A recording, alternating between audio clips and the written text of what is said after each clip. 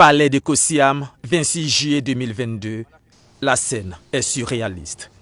La lettre du père, lue en présence de la fille, et ses phrases.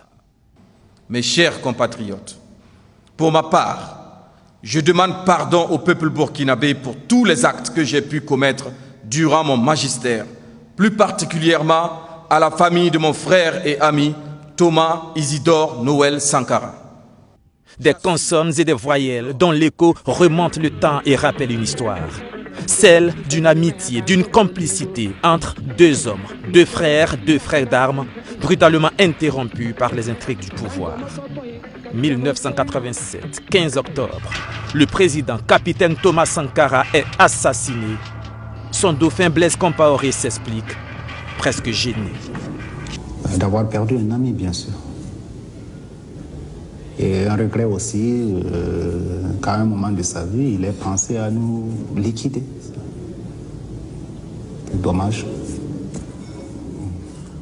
S'en suivront 27 ans de règne, avec poigne, parfois brutalité. Le peuple marche à pas forcés, mais n'oublie pas. Qui a tué Thomas Sankara répète en chœur des millions de Burkinabés année après année. La question résiste au temps, défie les intimidations et s'impose aux tentatives d'effacement jusqu'en 2014 et l'insurrection populaire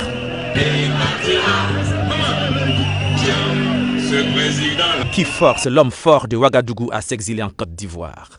Le procès Thomas Sankara s'ouvre enfin.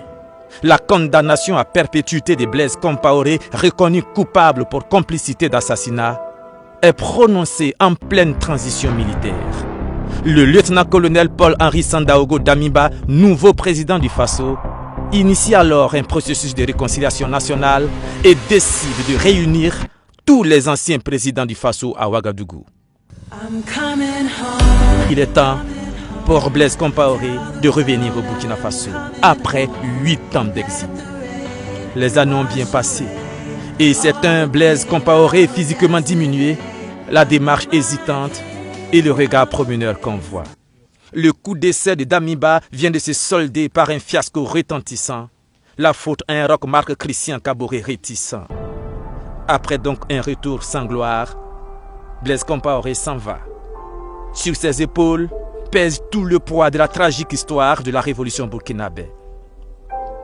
En un instant, il a ce geste, tel un réflexe, comme celui d'un lion à la crinière grisonnante, dans un silence presque véhément, comme pour dire « Je suis fatigué, je vais rentrer à la maison ». Et on entendra en sourdine, dans une lettre envoyée un peu plus de 2 semaines plus tard, ce 26 juillet.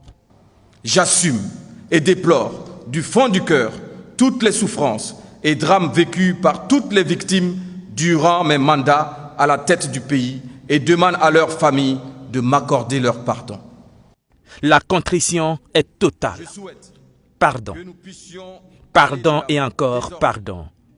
À la famille Thomas Sankara, à celle des victimes de son règne et au peuple burkinabé. L'histoire s'arrêtera-t-elle là? Que vont décider les familles des victimes? Que va décider le chef de l'État? Que va décider la justice? Que vont décider ces millions de Burkinabés? Et puis, que retenir des conséquences de l'exercice d'un pouvoir dont on en a usé et abusé à fond? Et enfin, faut-il briser le roseau déjà cassé?